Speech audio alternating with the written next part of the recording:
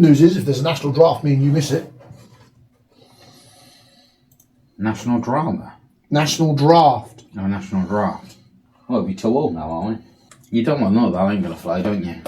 Especially when you turn around and realise that after people that have to draft, it's like national draft of the UK bunch of the stupid wussies generation. Right. What would be the age group? Just asking. I'm pretty sure. That'd just be the way in. If I can get the house and fucking drafted into fucking World War III. We would be the extended active pool. In World War II, the 18 to 25-year-olds were already out the door. You remember the Dunkirk army? Yeah. That was them. Me and you would be going into Normandy. We would be the Normandy generation, effectively. They're the people who fought. In a British draft, the primary call-up of 18 to 25-year-olds, adults would be the first demographic targeted because they absorb military training quickly and have the longest potential service window. If a conflict escalates or prolongs, the general draft threshold would likely widen to mirror the World War II baseline, 18 to 41, and potentially extend to 51 for general military duties if demand surged. If Russia gets more militarized, if America collapses, and the American system collapses in 2028 to 2030, and the AI bubble crashes and it takes the US economy with it, me and you could be on a second line role within 48 months. I'll be pushing my way into politics so fucking fast. I'll be making fucking a deal with Russia before they fucking turn around and spin war. Chris, the way that they're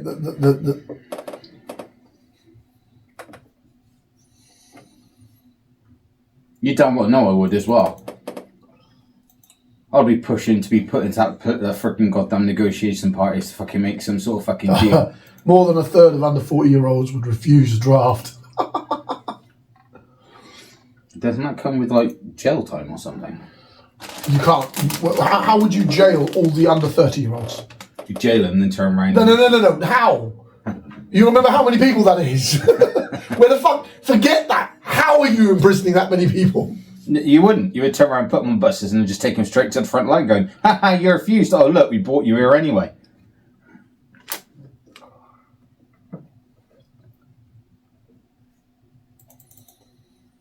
38% of under 40-year-olds said that they would refuse service in the armed forces in the event of a new world war, and 30% said they would not serve even if Britain was facing imminent invasion.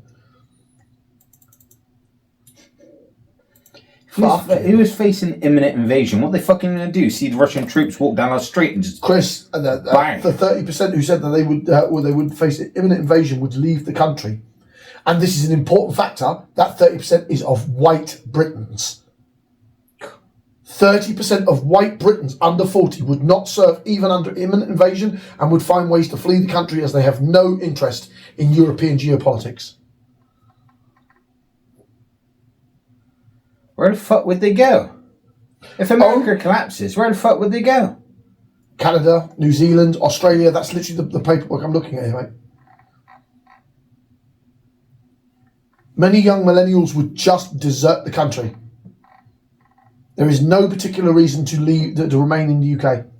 Only 11% of Britons under the age of 30 would consider conscription. And then only on limited term fronts. Drone AI warfare, artillery, anything that doesn't involve frontline fighting. The frontline fighting of the United Kingdom would land realistically between the 30s and 40s. It's us. Yeah. Great. Well, to be quite honest, with the amount of pissed off men due to the fucking dating world at the moment that are in the 30s and fucking 40s, I don't think that invasion would last very long. Unless the invasion is still on women. Not even then, I think that still would last even longer. Women drafts would be automatic because of the unfair advantage granted involving all the gender laws. And there would be such a backlash that gender studies and gender laws would all collapse if the war was fought solely by British men. The British manpower could, in theory, carry the entire fucking conflict. Hi, I'm John, Sean or Yeka, depends on what you're asking, and we are the Blue Collar Workers. Chris. And yeah, we're talking about the prospects of conscripts. I thought it was an important factor. I'm going to leave a lot of it in. and we've done the intervention. But from what I'm seeing just here from a YouGov and from data poll of governmental conscriptions, women would have to be a part of a frontline fighting force, or all gender laws collapse. 74% of all males in every age category said that they would not support gender laws after an imminent invasion, and the men had to shoulder the burden of the conflict. So in a national draft point of view, with the Russian threat that's going on, which is what has triggered me and Chris to do a little bit of research about this, 70% of males from the age group of 51 to 18 said that they would not in any way, shape or form support any gender role laws if they had to shoulder the burden of a war. In the same age category group, females, 61.4% believe that fighting should be entirely based on men and women should play back roles at best. Feminists, would you like to weigh in at any fucking time? I would like to know your opinion on this. So would I. I mean, because in one card, I'd say to Chris, let's lead our boys, let's win it over, because them gender laws, they're gone. They're just gone. Because we come back, you didn't fight in the fucking war, you're not getting a fucking naffy sandwich. Go make me a sandwich, bitch. And I said it. Because either you're fucking coming to conflict with us, or you can get the fuck back in the kitchen. It's very much of, you say you could do what we could do, so step up and prove it, or you turn around 60% or you turn around into just suck eggs, suck the sour lemons, and turn around and go, shit, we're gonna have to come back to being housewives again. That's what I'm saying. It ends the fucking argument from my point of view, because 1 in 14 said they would volunteer for the armed forces, those the under 30s, as I previously said. Yeah. And 21% of the case of the World War, 23% in the specific case that Britain faced imminent invasion. In both scenarios, around a third are either unsure or believe the armed forces would not want them due to age or disability. Women in the conscriptable age bracket are more likely to refuse service than men. 43% said that they would refuse service outright in any capacity. with a climb to 61% to 63% saying that they would be happy to serve in back roles. Back roles, is that like chefs and cleaners? Chefs, cleaners, medics. Office workers and all that sort of thing. Yeah. Only 3.4% of British feminists said that they would be willing to fight in an imminent invasion of Britain. That sounds very much like they want to have their cake. You want your fucking cake and eat it. Ladies, in the imminent threat of a Russian invasion of Britain, you will be coming with us, or you better go make the sandwiches. And I'm sorry, but that's what the stats are telling me. That's not necessarily what me and Chris... Chris might believe that. John has more Islamic views about how traditional behaviour should happen, which means I go to fight regardless. I'm very much along the case of the fact that I'll just turn around and go, you say you could do what I could do, so you're going to be shoulder to shoulder with me with that AK facing those frigging Russians. Yeah? If you turn around and backtrack on your views, then I'm sorry, but you do go back into the kitchen. You can't have your cake and eat it. YouGov comes under the explicitable point that 72% of YouGov's analysts have agreed that refusing conscription for women would be the end of all forms of gender equality. And likely the reverse of gender equality going back to the 1980s or 70s. Oh, so the traditional method.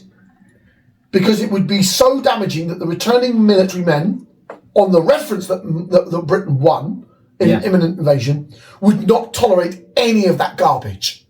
It'd be stamped out. Fucking hell. That just says how much of that way of thinking has a leg to stand on. But the only reason we're talking about this is because Russia has withdrawn its ambassador from the UK and raising tensions between Britain and the Kremlin. Edward Kevlin, who served as Moscow's chief representative in London for more than 7 years, left his diplomatic position under the shroud of secrecy last month. A replacement has not been appointed, prompting fears a complete breakdown in communication between Moscow and London on Monday. Russia threatened Britain with consequences after British-made drones were used to strike Russia territory for the first time. And may I say, those Russian drones were made in Swindon. And how far is it? Not far at all. And Russia actually made a threat against Swindon. I was just like, God damn, that's closer than I would like. A hell of a lot closer. I mean, the Defence Secretary Grant Sharp has said that he would be moving from a post-war to a pre-war world, whilst General Sir Patrick Sanders, Britain's most senior army officer, called for an increase in the size of the armed forces and said the country needs to increase preparedness for a conflict. Whilst General Sanders didn't directly call for conscription, the speculation in his office was that if he did do that and it was refused, he would have to resign. That's why he didn't. Damn. People, we're on the verge of a shit show here. Russia is recalling its ambassador. That is a fucking serious moment. Seems fact, I don't think we should be supplying shit to anyone else's war. Unfortunately, we are. It's consequences of our actions. The Ukrainian war is a nightmare because it does directly put Russia on the border of much of the vulnerability of Eastern Europe, which we need to prop up. It's in our national... When I say national, Chris, 30% of Britain's imported food comes from Eastern Europe. So there is a genuine reason why Britain needs this. Yes, there's a reason why. As I've said in other podcasts, which probably people... I'm not quite sure if they commented or whatnot because I don't look at the comments, where I turned around and said we need to drill in the north, make a deal with the Swedes and all that lot, and make a deal with Russia for the oil, get back into the EU market. It's not the EU Union, where Brussels tries to make laws for us, the EU market, and then get Russia involved within the EU as well, and make a European stronghold with Russia as an ally. We wouldn't be facing this war potential. People will probably turn around and go, yeah. Which would you rather have? Keep turning around and slagging off Russia and sending British equipment to Ukraine to aid the war, or start making deals and bring Russia into the fold, which I can guarantee you, if there's no one in the... Remember, there is an enormous Russophobic behaviour inside London's elite. The London elite, those Epstein file motherfuckers, those child molesters, those satanic bastards, and I call them what they are, I don't give a fuck, they are Russophobic. I don't give a flying shit what the elite fucking think. I'm thinking the safety of the country. You got to swallow that sour pill and do what is best for the nation and not your own pocket. You hypocritical cunts.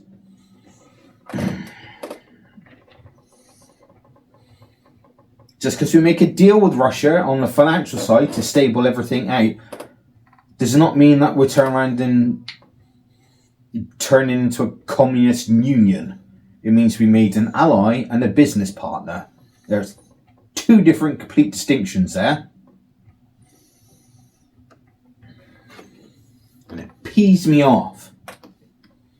And you wonder what, and to be quite honest, I can understand why Russia's making threats. The fact that we said we're not going to get involved. And we haven't stopped being involved. And then we... The UK is unquestionably involved, like all the fucking time. We're sending drones, we're sending equipment. I was going to say, and then we turn around and we're just supplying the Ukraine army, really.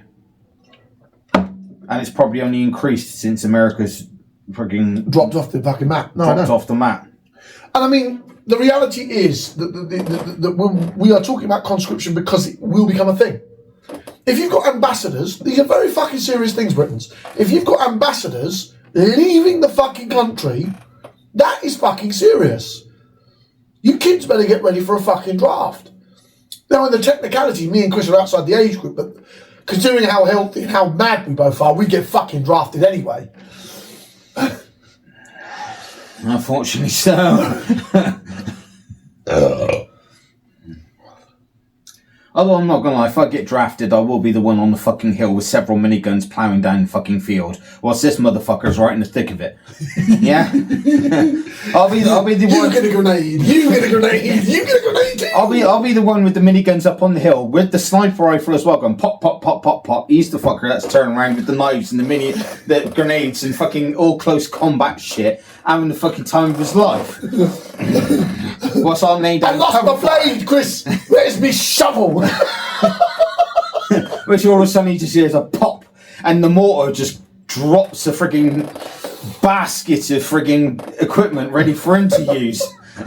But no, I jokes aside, the reality is that people should take this very, very seriously. Europe is continuously on the cusp of a proper conflict with Russia. I was going to say, if we don't turn around and start actually making proper negotiations, proper deals, proper... make Russia an ally instead of an enemy. I'm sorry, but your ultra elites can do one because of the fact, why should I turn around and go for a war just to line your fucking pockets? Oh, I know. Just because of the fact you can't turn around and realise that even though Russia was someone that we had beef with back in the day, why do we need to have beef with them now? They've only stirred up the beef because of the fact Mr. fucking budget-faced fucking Dorito decides to try and put fucking a NATO base right on this fucking border. It wasn't him. It was Joe Biden, the dribbling idiot. It was under Joe Biden's command that basically we came into this mess. See, got freaking Mr. Can't remember fucking what he had for fucking lunch, and then fucking budget Dorito having to fucking follow through. Oh, fuck me. Joe Biden. I mean, let's be fair, the two current presidents, the previous one and this one, have been a fucking disaster for NATO and the Western world. Absolute fucking disaster. Honestly, I reckon Trump would make a fantastic foreign minister for business deals. Because he's a businessman, let's get it right, yeah? Mr. Budget Dorito is the foreign minister, yeah? I have no idea why Biden came into power whatsoever. Oh no, he's just, he wasn't a dribbling idiot when he came into office, he turned into a dribbling idiot afterwards. And I mean, that's the reality we live in. Yeah. And the Russian conflict, it's not getting much further. Admittedly, the Ukrainian conflict, the Russians are not winning this war. Is that because of the fact we're supplying them with the with Ukraine? Not necessarily. What's happening is the Russians aren't making progress into their main objectives. They haven't hit any of their main objectives. They didn't even manage to take fucking Kiev in the rush they did back in 2023, and we, as we previously covered. So the reality is Russia is getting desperate. They're eating through their manpower like a fucking train. At an unending rate, they're losing their population, their male population. Scores of Russian men are fucking fleeing the country because they know the only combat that Russia knows is meat grinder. And the drone warfare that the Ukrainians are using, being a smaller nation with a smaller population, but with more heart, let's be fair, because they're defending their homes, I genuinely think that the Ukrainians can hold out longer than the Russians can keep hammering. And these are scare tactics. Like, the withdrawal of an ambassador is fucking serious. It's very, very serious stuff. But I suspect that Russia is not going to attack a NATO country. No, because then it'll turn around and it would cause war. It wouldn't be the Article 5. Let's take Russia out. Let's take America off the fucking map for a moment. Let's assume that cunt Donald Trump doesn't come. I'm not expecting him to come. He's already fucked off and left us to deal with the mess already. Yeah. Joe Biden caused the fucking mess with the CIA, and we've been left with it. Yeah. So let's assume he fucks off. Poland, France, Germany, Britain, we will eat a Russian ground military, air force, everything alive. We would. It might be difficult to coordinate us all, but on individual piecemeals, Russia cannot fight us if they're struggling with fucking Ukraine. They're struggling with Ukraine. And especially if we turn around and you go say, right, Germany, you attack from this side, you manage your own. Like I said, even if Poland it's from this side, and us and France will attack from this side. And again, remember my previous comments about the Danish fucking Air Force? And then we just turn around and call the Danes. We need the Air Force. We need the Air Force. Yes, Britain, we're on the way. You know what I'm saying? You just get all the various militaries together. You start putting commands in. One of the things Britain's good at, we have good organisers. So we'd probably take over the organisation, put our special forces at the hands of the French. I know that would irritate some generals. Put out whatever couple of regiments we would have, and Russia would just get eaten alive. Like, even if we limited our conflict, let's say Europe attacks Russia because Russia's attacked a NATO country, we know America's not going to get involved, and we just tell the Russians, we're taking the Ukraine and there's nothing you can do about it. The Polish army would take the lower province within a couple of weeks. Run it fucking over. Really would. By the time the French and the British have arrived, most of Ukraine would have been recovered. Then we just take the Crimea. Once the Crimea's gone, Vladimir Putin's fucked. He's not going to engage in nuclear war. He is genuinely not. Okay, the Russians are the most sensible people, ballistically speaking. You know, the Cuban Missile Crisis, they behaved. During the crisis of the phony signalling, where that colonel refused to fire. The Russians are probably the most sensible fucking people with ballistic weapons you could possibly ask for. They're the grown-ups of the nuclear world. I'm sorry, they are. Not the Americans, not us Europeans, the fucking Russians. Multiple occasions we should have been in nuclear war with the Soviet Union. We weren't, because the Soviets were the ones that became the adults. The other ones are going, no, we don't want. So we know unquestionably. Do you reckon it's all in case of fact it's cold enough here? We can't be dealing with nuclear shit as well. Nuclear winters. No, I genuinely think that the Russians are the grown-ups when it comes to nuclear warfare.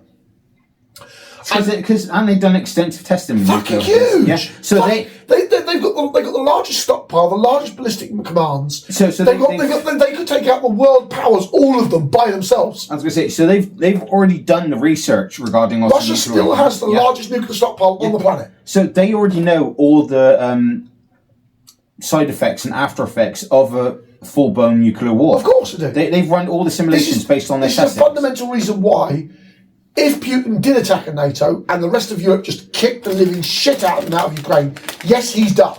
His presidency's over. I would be honest and say Putin would probably swallow a bullet because he's got enough enemies at home. And then whoever takes over would have to make a deal with Europe. We don't need America to fight Russia. We'd need America if we were going to fucking war with China.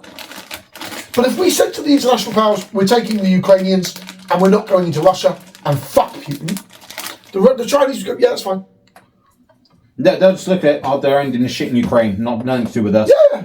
As soon as you've done that, make a deal with Russia, and then we can make a deal with you, and then make a nice, lovely train track all the way through. Of course, absolutely. Oh, hang on, that means we'll turn around and taking out the Hamas gap, saving us money on fucking everything. Oh my God. Yeah. Not the Hamas gap, you mean the Horn of Hormuz. Yeah, that's it, yeah. Which is a living nightmare for anyone wanting oil and gas. And even though the Saudi Arabians are trying deals and everything else, the Saudi Arabians are trying to pipe their way around it, but it's not going to happen in the next couple of years. It's going to be some squeeze. We're looking at some rough couple of years coming up. Okay, Donald Trump is not going to win in Iran. Let us just say that now. The Iranian war is going to be the Suez Canal of America, and the Americans need to hear that loud and clear. Those who watch out. Why are you starting a war with Iran anyway? Yeah, Israel demands it. Everyone knows my thoughts on Israel. Yeah, our and most of the world's thoughts on Israel. I think everyone's thoughts of Israel is we fucking had enough of you. We just want to of course. leave you to wither and blow off. They're withering by themselves as it is. No matter what they're doing, their country is dead. Israel will not make it. Will not make its 100th birthday. It won't. Okay? Not the way they're behaving. Not at all. As a nation state, Israel is a dead experiment. I don't care how much money America throws at it. The reason it will die is because America's superpower status will be broken when Iran closes the Strait of Hormuz. The world realignment is almost inevitable. The post-American world is happening. It's happening now. And that's where us lovely British Parliament need to turn around and actually restructure ourselves, make us the powerhouse in the European sector, make the deal with Russia, revitalise the EU market by us rejoining it, and then turn around and making several trade deals, taking all the stress out of that disgusting minefield that is the Middle East. And bang, done. I think that it's inevitable that global warming is going to continue to go. That the problems that come from global warming are unavoidable. We are not prepared yet to come off of petrol. But this denier over there, this hoax applier, this man who says it's all a fucking wugazi. I didn't say it was a wugazi. I said it's starting to reverse, and I got proof to back it up. Let's get into this, yeah? Okay, the only reason we started on this conversation is because of the fact this lovely title. I'm just going to say the title, and it sparked the debate. Relax, everyone. Elon Musk has a mantra to make the climate crisis go away. Mantra? What fucking goddamn delulu shit's going in your head, Mr. fucking trillionaire, that you need a mantra to solve the global fucking goddamn climate crisis? He's a muppet. He's just a fucking muppet. So hence the reason why this has sparked our lovely little debate, and I'm going to start it off with this lovely thing which I have researched, bring it up on Google and everything else, because of the fact it's been scientifically proven. Yeah, scientific studies confirm that the reducing atmospheric aerosols, tiny pollutant particles like sulfate from burning fossil fuels, increases the amount of sunlight reaching the Earth's surface. Clean air regulations have made the atmosphere more transparent, reversing the mid-20th century phenomenon known as global dimming and unmasking additional surface warming. So where you're turning around saying that depollutioning of the air would cool the Earth down has actually gone the other way. Why some people treat the ozone recovery as an argument against climate concerns. The common sceptical position points to scientists sound the alarm about the ozone hole. We banned a few chemicals, it recovered, and the economy didn't collapse. Climate change is the same kind of overblown scare. That's your argument, yes? Yeah. Good. Well, no. Yeah. Different mechanisms. Ozone depletion and the removal of certain chlorine and boromine from CFC canisters, destroying ozone molecules in the cold atmosphere above, essentially over the Antarctic climate change, is a dryly mainly by CO2 and methane, NO2, etc., trapping outgoing infrared radiation and therefore the troposphere. The ozone hole itself is not primarily a cause of global warming. The hole is not the primary goal of global warming. The hole has been repaired due to the pollution in the frigging air. Doesn't matter. No, not the cause of global warming. I didn't say it was the fucking cause. I said you claimed that the CO2 gases. I turned around and said there'd been a reduction in those. Everyone is saying since you reduce them, it will reduce the heating that we had when we had the pollution. Yeah, that was incorrect. Yeah, it was incorrect because it's been scientifically proven the fact that after we've done it, instead of us thinking it will turn around and get colder after removing it, it's actually heated up due to the fact more sunlight has been getting warmer by 0.2% per decade since the 1980s. You just proved my point, which I turned and said ages ago. The reason that has come from is that the sea is continuously absorbing more heat, which has nothing to do with the ozone and more towards the carbon footprint of the engines, of the actual man-made oil we are burning. The reason that the sea's absorbing more stuff from the sun is because of the fact we took out the aerosols. The aerosol filter is not in any. The ozone it's already been proven. The scientific fact's been proven that turn around reducing the pollution within the atmosphere, taking out those particles, is particularly attack the ozone molecule. I didn't say ozone. No. That's what they were doing. We took out the chemicals. Only the chemicals that attack the ozone. Yeah, but in the fact of that side effect, more sunlight is now getting through, which is actually warming the place up. Chris, the overall temperature of the planet is climbing because of the millions per centimeter of carbon that we've put into the atmosphere from our fucking engines. But then still in the 1800s. All the way back to where they've carbon footprints back to the 10th century, we had about 220, maybe 210, which is what the dinosaurs left us. Yeah, all the shit the dinosaurs did, their extinction. We were You've literally just proven my fact when I turned around and said, no, hang on, listen to what I'm going to say. That a couple of podcasts ago, that I said that the Earth is naturally warming up regardless. No, it's not. It is. We are assisting it. I didn't say it was naturally warming regardless. I didn't say human interference wasn't speeding up the process a bit, but the fact that it was heating up anyway because we're coming out of an ice age. into The natural into warming. the out of ice age argument is unprovable at this time period. What we do know by climate scientists, NASA, the National Geographica, the IPCC assessments, NOAD, Berkeley Earth, peer-reviewed literature, unanimously 94% of all scientists back their fellow climate scientists on the fact that human is the leading cause to the other 200 million particles being added since the 18th century. Okay? From 10th century to the 18th century, we had around 200 million particles in the air. Carbon particles, which is what was involving us, yeah? They sometimes come down, they sometimes go up. That was left over, they think, from the dinosaur period. Millions and millions and millions of years ago, yeah? In just the 18th century to now, we've doubled it. But we're now taking stuff out of the air. Yeah, of course, but we need to do a fuckload more. But it's not just... Because, Chris, as the environment has evolved, we had a mini ice age in the 18th century, yeah? Everyone knows that. There was a massive dip below zero Fahrenheit. Every decade since the 1940s, we have climbed 0.2, 0.4, 1 Fahrenheit above. We have passed the 1 Fahrenheit marker. We are 1 Fahrenheit higher than when our great-grandfathers were fighting the Second World War. Which lines up nicely with the Earth warming up as it would do anyway. We are approaching 2 Fahrenheit, Chris. When we do, your favourite seaside towns vanish. I was expecting that anyway. Your favourite seaside towns literally vanish. Yeah, but also means turn around Gloucester turns around and turns into a flood zone as well. Stop worrying about your fucking money, you cunt. We're holding on. The climate science is undeniable. The planet is getting warmer. Humans are the leading factor about it. Yeah, but everyone because the particles per million. I know the Earth's getting warmer anyway. I acknowledge the fact that previous lovely pollutions have turned around and sped the process up a bit. But the fact that people turn around and say if we remove the pollutions from the air, it would reduce it. It's already been proven the fact that since we took the particles out, more natural sunlight has been coming through, which means technically the pollution was acting as an extra barrier. But the pollution is also acting in trapping more heat. Yeah, that trapping heat. Trapping the more heat is the problem.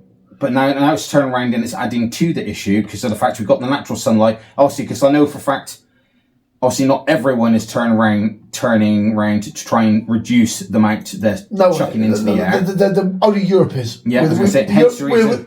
Europe, a little bit of America is trying, a little bit of... Hence the reason why Europe is now experiencing more heat waves. It's because of the fact, obviously, where we've took the pollution out of the air, despite the fact that as much as we like to say we've done a massive dent, China turns around and overrides it.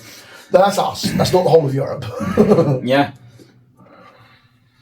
But the fact that we're now getting more natural sunlight, which means we're experiencing the more natural cause of heating of the Earth. Which is trapped from our water streams. It's our water that's heating up our country. Which comes from the sun. Yes, of course. And the reason that the sun is heating up the water in it, but it is trapping it. Our atmosphere is trapping more heat. That's because of the fact our lovely little section over where we're trying to reduce it is created what's called the natural effect, non-human made air, minimum, when everywhere else is turning around and it's still got to their lovely little Chris, they've got wildfires in all other places, including Britain. China suffering wildfires, they just don't advertise it as much. Yeah, but China's naturally hotter than us, even with the pollution cloud above us. The rapid rise in physics of the greenhouses, consistent independent measure in global warming, has said that the average surface temperature has risen between 1.1 to 1.3 C since the late 1900s. 1850 is when they did it, and then the 1900s is their baseline. The last decade has been the warmest on record, with 2023 to 2024 standing out, and 2026 is on track to be among the warmest years on any record ever recorded. Yeah, and that's because... And that's the new baseline. Yeah, and that's because the fact we've been reducing the air pollution and turn around and receiving more natural sunlight, which people said if we receive more natural sunlight, the Earth should cool down a bit because we ain't trapping the heat. But we're at a crossroads because of the fact where we're trying to achieve net zero and minimise our air pollution. And I told you net zero doesn't... Me and you both agree net zero doesn't work. Obviously, reducing air pollution. Because we don't have the tech at the moment. Yeah. Not that I don't agree with net zero. On the moral position, I do. Chris debates it. He wants the tech to be more cheaper. And once the check becomes cheaper, then you'll adopt it because then it becomes affordable. So it needs to advance more to a level where it actually work. And currently we ain't there. We're still experimenting, and the experiment is actually working over us because, in fact, we reduce the air pollution, so therefore we're getting the natural sunlight in. But we're a double-edged sword because nowhere else is doing it. So we're getting the natural sunlight, but we're also still getting the residual heat trying to escape. Over 90% of the extra energy that Europe generates enters the European waterways. That, upon itself, heats the European continental up. We are still way over our CO2 markers for all of our countries in Europe, Britain included. Even though we're trying to get to net zero, we are still over those markers. There's widespread ice loss across the entire fucking planet. Our ice is disintegrating on every shelf, on a planetary level. We've sped it up. I'm not denying that. But people need to realise the fact that the Earth goes through natural heating and warming. We've just turned around and sped the process up through our pollution. The changes extreme are already detectable. And as I said, we're at a crossroads because one place is doing it when others aren't. So we got a double-edged sword of our own internal warming plus the sun coming down on us. Hence the reason why England and parts of Europe are increasing more wildfires because of the fact we've got a double heat from two sides. So the ozone depletion and the argument you said that cleaning the atmosphere is a scaling situation involving the CFC gases that have been banned across the entire world. And that was agreed on because the damage to the ozone could literally kill the human race. Yeah, hence the reason why it's hence why it was banned. Hence the reason why, even during that disgusting period of COVID, it healed up a lot faster because of the fact that there was less pollutants going into the air. The fossil fuel cheap effective replacement exists for fossil fuel. There is no standard universal area for the human race at this point. We do not have the green energy as a species. We're not talking just Britain or a little bit of the geothermal from Iceland or any of those kind of groups. We're saying as a planet, we do not have the infrastructure necessary to get cheap effective replacement for fossil fuel. No, because the tech ain't there yet. We all know that newer the tech, the more expensive it is, and then as soon as it becomes cemented and grounded, it then becomes cheaper. Hence the reason why you spoke about it before, mini nuclear reactors everywhere. Oh yeah, absolutely. We fundamentally we agree on the fact of how to build a renewable thing. It's just monstrously expensive to do. Yeah. But the idea that stopping the ozone collapsing via the CFCs is the same as petrol-driven damage is barking, Chris. We know it's human generated. Why? Because from the 10th century to the 18th century, we've had the same particles per the PP thing. I don't know. How long have we been fighting, obviously, the thing to reduce the air pollutants within the air? Comfortably, I'd say the 70s. Since the 70s, yeah. So what about 50 years? About half a century. Yeah. Yeah.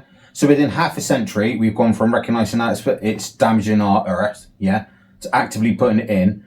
I think we're probably, us and some parts of Europe are the closest to achieving net zero than anywhere else currently at the moment. There are tiny countries that might get there before us, but I don't think at the moment we're the closest at the moment. Yeah, the European blocks, yeah. So obviously the effects that we're having within obviously banning certain things going into there and everything else, which you can already see is already having an effect, because the fact the proof is COVID.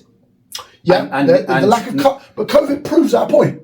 Where whole sections of the planet shut down, petrol became a scarceable thing. The fucking pollution level dropped drastically. I'm going to say, so we know it's a pollution thing, and we already know the fact that we're the cause of it, speeding everything up. The point I'm trying to get across is the fact that naturally the Earth's going to go through stages anyway.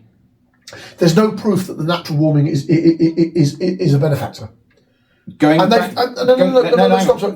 you said the natural warming because we're coming out of an ice age, right? I agree that is a question mark, but they've spent 190 billion asking that question, and there is no current evidence that is the case. Based on the stuff that they found so far, which you can't deny, because in fact everywhere it turns around goes through it, there is natural peaks and in temperature. Absolutely. Yeah? So it's done it throughout the course of the planet. Yeah. Course of the planet. We've sped up a section of that effect, due to our pollution, And I'm just stating the fact that at one point, everyone turned around and believed if we removed the we started acting upon ourselves to remove it, which we have done above UK and Europe. No.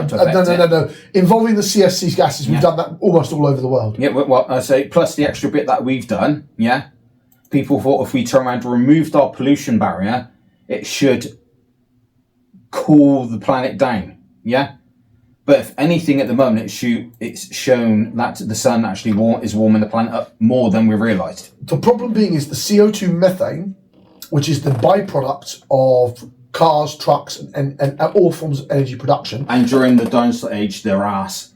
Yeah, that was the original 200. That was the original. That's why I mentioned it, mate. That's the original 280 ppms, as they call it. But you're really surprised because look at the size of the bloody things. Yeah. But we had a set baseline. Yeah. We have doubled that in just 200 years as a race. We haven't developed technology fast enough to combat it. Even I know that. But your argument is, you were previously stating that it isn't as prolific a problem as it could be. No, I'm saying the latest part of the evidence shown, where in fact, if anything, it's doing the opposite to what people were thinking, says to me that at the moment, due to the current stage that we're at, the pollution is acting as a semi-barrier from the sun.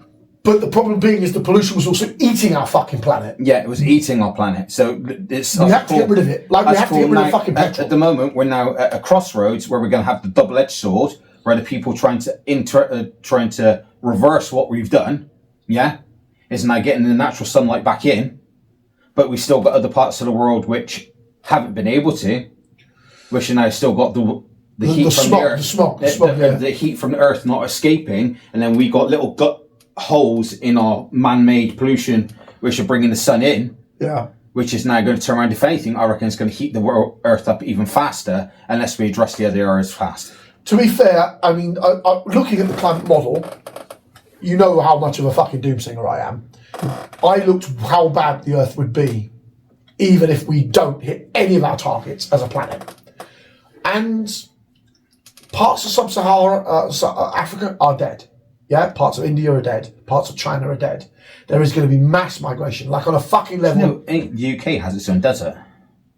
Do we? Yeah, we do. Where the fuck is that? Yeah, the UK has its own desert. But desertification is going to be a massive problem in the coming, like in the 80s, like the 2080s, 2090s. The UK's only desert that looks post-apocalyptic is in the Dundreges. Oh, fuck, I didn't even know we had one. Yeah.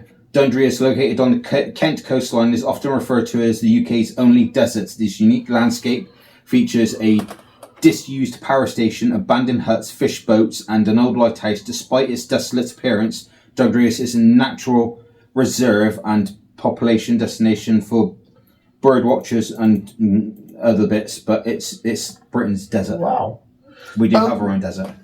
If we continue on the path we are, and I genuinely think that the world will, and it will take an unbelievable level of fucking damage to the Chinese people for the Chinese people to genuinely change course, because China and India are the key holders to this problem. We need the advance in tech for them to realise, hang on, we can turn around and still... No. If Europe does that, if we make the tech that we can do it, we can then just sell the tech to the Chinese. We need to speed up the tech development in order to turn around and have the Chinese and Indians jump on board. Because I can understand why they don't want their country getting poorer. I completely empathise with their reasoning, and I think that's a good thing that they want to progress their civilization forward. I don't have any grievances with that. Obviously, I can understand that, Trevor, but then I also ask the Chinese, all right, so you see the technology we're developing. No, Chris. In this tech level, they're fucking more advanced than us. They're trying to race to it. I'm going to say, not necessarily the Indians, not necessarily the Africans, but the Chinese looking into it. Yeah, they fuck yeah. China's been developing green tech like a fucking bat out of hell. And people just don't talk about how much China's put into this. Like, you know, I mentioned that 100+ billion worth of research. Yeah. 80 of it comes from China. Yeah, they did fuckloads of it. Like they're the people chucking, like they're the people walking in with Arctic lorries worth of fucking gold to the R&D departments on planet Earth. And I don't think people understand that if we get out of these climate crises, it's going to be because of China as a species. Okay? We Europeans are implementing a lot of things to try and fix the problem. Yeah, but we're implementing stuff and it's starting to make an actual positive effect because we can see it as a result. Yeah. And obviously at the moment we're having a very double-edged sword because of the fact we got the positive, and we got the negative. Yeah, and they're both doing the same thing. Yeah, they're warming us up. Yeah. The key factor is I think me and you are going to live most of our greying years with a much warmer Britain than when our childhood was. I'm not fussed with that, to be quite honest. As long as it brings the opposite when it comes to winter. So the summers we have the extreme heat. No, we're going to have wetter. And then winter's cold. Our winters are going to get wetter. We expect That's colder then. Because we used to have, Chris, you know the snowstorms that me and you had as children? Yeah. They don't exist anymore. I know they don't exist. The climate does not allow Britain to have those kind of level snowstorms when we were kids. You won't have closed villages anymore. You won't have closed towns anymore. You won't have the weekend off with your dad's at home playing with the snow skis because Britain is too wet because of global warming. And that's a shift in our lifetime, and that worries me.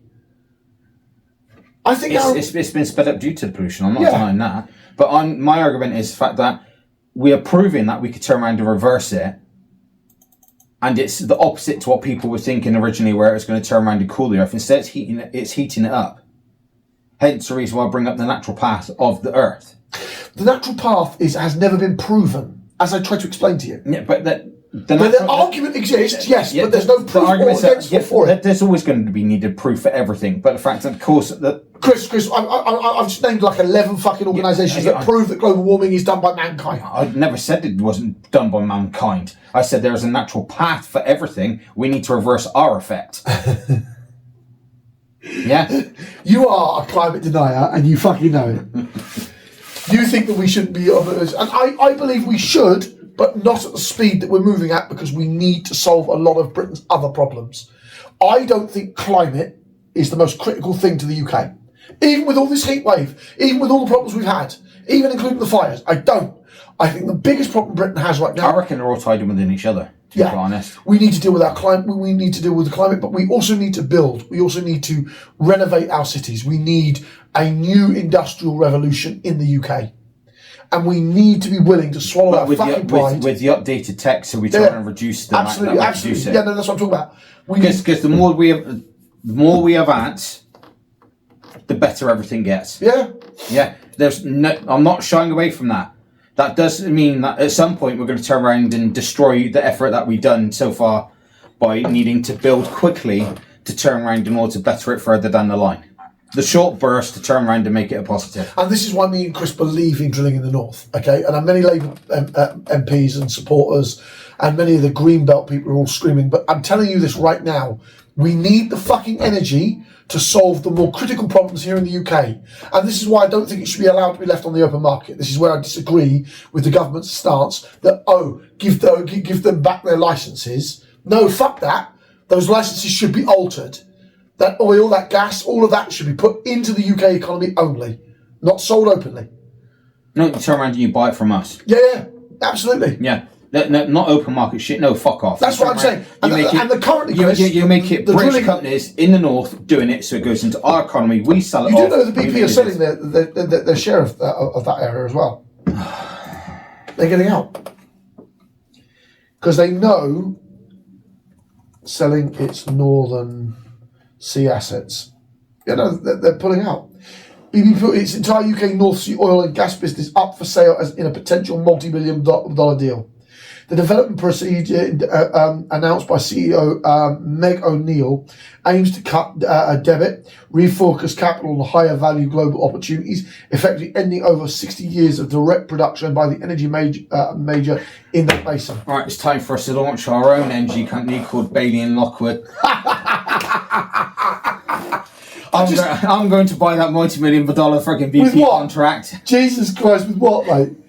I'm sure if we make a deal with the Bank of England, then it'll turn around and it will become a true British asset. Fucking Bank of England's got no money. It's broke. It's the most broke fucking part. Yeah, it still turns around and gives out money. In terms of being able to buy a £3 billion field, I think BP. I think BP's making a necessary move, as horrible as it is.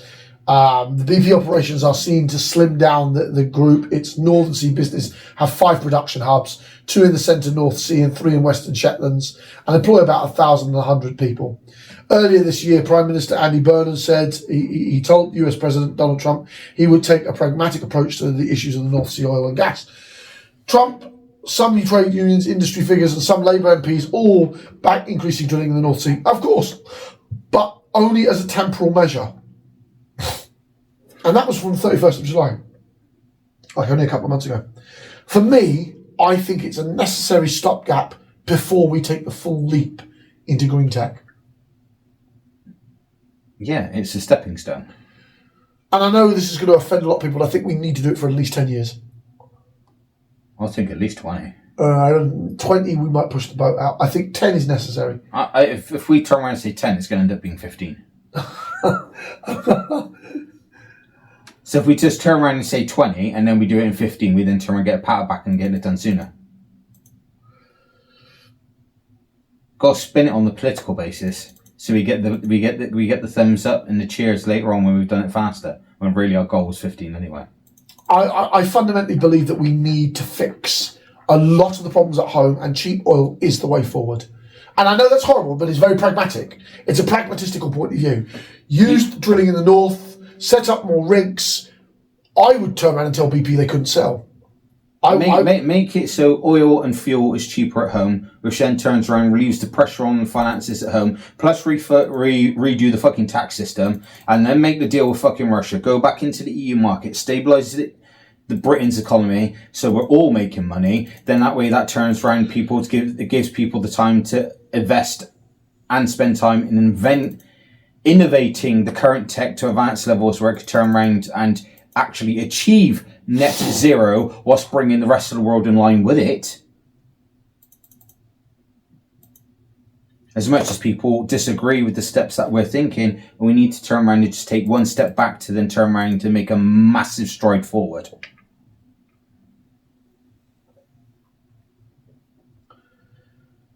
I fundamentally stand by the premises that we are going in the right direction and that Andy Burnham is doing his best as necessarily can in this volatile world that we live in. And I mean, we need to be comfortable saying that. These aren't normal circumstances. This isn't Europe of 2010. We're in the back end of the 2020s, guys. Yeah, there is so much volatility out there. The American-Iranian war, we've got the Russian-Ukrainian war, we have China threatening all of its fucking all of its neighbours. There is a lot of shit going on right now. A hell of a lot. And I think that instability is something that people need to start realising. And if us British government and politicians and businessmen and everything stick our heads together and turn around and do the deals we keep suggesting, we could turn around and start. Start the path to revitalising planet Earth. I just fundamentally feel that the amount of red tape, the amount of tax that's been applied to so many businesses here in the UK is the amount of tax in fucking general. Yeah. Stupid. A serious adult look at the tax income and outgoings of corporations need to be going, because I think a lot of the corporate tax is being dodged a huge amount, and it needs to stop. And I think that needs to be said. Anyway, that's me on climate change and the argument about drafting because of the withdrawal of the Russian ambassador. What's the time on there? I don't like 50 odd. Yeah. Fantastic. That brings us on to the last argument, which me and him are going to turn around and both bit chat that the people are saying together. TV license. Fuck off! Going by the current TV license, you could even be fined for watching Amazon Prime. Fuck off. Due to the fact, obviously, its capability of live streaming. Yeah, you know damn well when that comes out, someone will take that to court, and the BBC will lose, like they lost the last time. Which I don't get. Literally, it says you might settle down to watch your favourite series on Amazon Prime without giving a second thought, perhaps Ellie or Clarkson's Farm. But some UK households may need to be more careful, as viewers could face a fine of up to £1,000. TV licence guiding says the licence may still be required for some programmes watched via streaming services, and that includes Prime. TV's licence officials state If you're watching TV showing live on Amazon Prime, you need to be covered by a TV license. I've got a solution. How about you just be dissolved? How about TV license goes in the fucking bin? Absolutely. Because we've already turned around and covered this. Nowhere else in the world has a TV license. They all have subscription services. Oh, I know. It's mad, mate. And the free TV that they do have over there, the Freeview side and everything else, is funded by the ads. Because the people that put an ad on free TV have to pay a fee to put the ad on it, which I believe they still do here as well. And yet the BBC people like to turn around and put a TV license on to get more money. TV license is an effect of a company getting their paws into the government to make money. Oh. The BBC used to be run by us, though.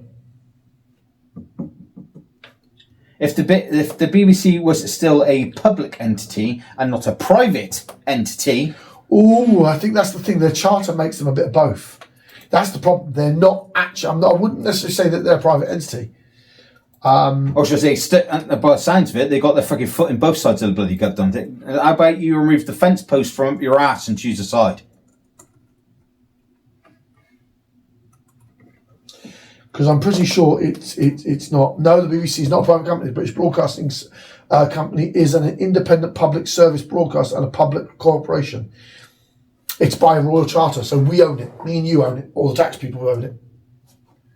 Then we make the vote to scrap the TV license. Yeah. If it's owned by the British public, we should get the vote. It has no shareholders or private owners, and it does not operate to make profit or private investors. So therefore, we should turn around and call a vote to abolish the TV license. Oh, Jesus Christ. You know how much controversy that would start? That would be like a fucking shit. It's a public entity, which is run by the government, which means we have a say. But the government doesn't own it. The public, it's publicly owned. Well, in that case, we could turn around and say, fuck you, we ain't paying the TV license. You do the same as what everybody else does in every other country. You go streaming and you get your money from getting the advertisers to pay you for putting their ads on. Yeah, I mean, that's the reality that we probably stand in. But I think the reality is, or more importantly, the academical argument is how much of our country's old infrastructure are we prepared to make into private companies? Because I want to go the opposite direction. I want to renationalise our power, our water, our electric. I want to nationalise our oil fields so they benefit the British people first. I want to basically ring fence all the British assets and just nationalise them and tell the corporate world to fuck itself. Yeah, then turn around and make it so that the fucking TV licence is free then, like everywhere fucking else. And when I was asked online previously, how will I do that? An imminent domain law. Britain doesn't have an imminent domain law. It has the kind of pseudo powers that the king grants to the prime minister, and that the prime minister is pressured by his party not to use them. I would put an imminent domain law in the fucking public domain, have it voted, passed through Parliament. Parliament is sovereign.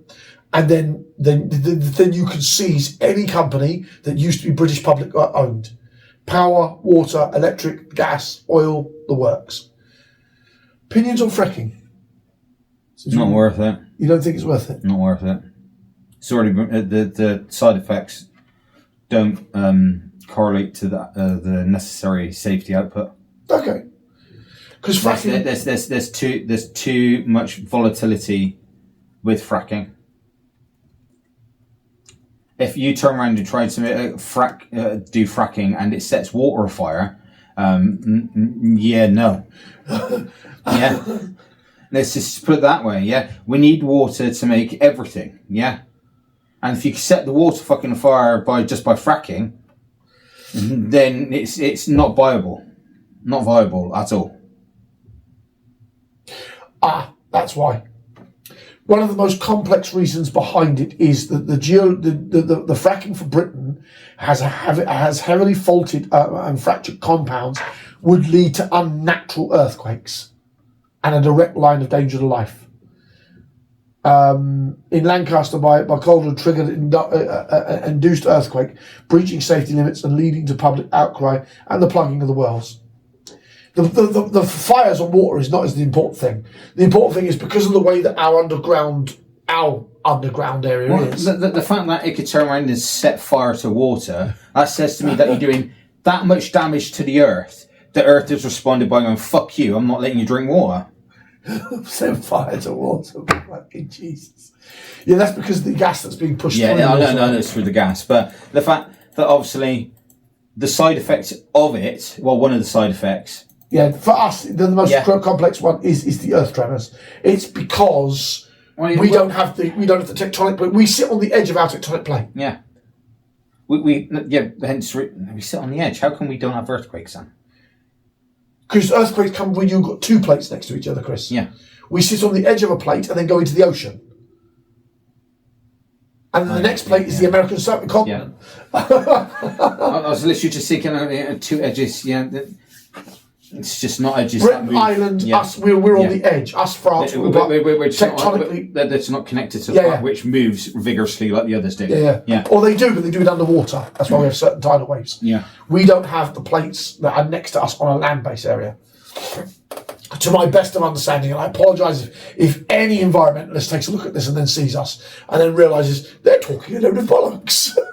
We are neophytes in this matter. Basic geography. Yeah.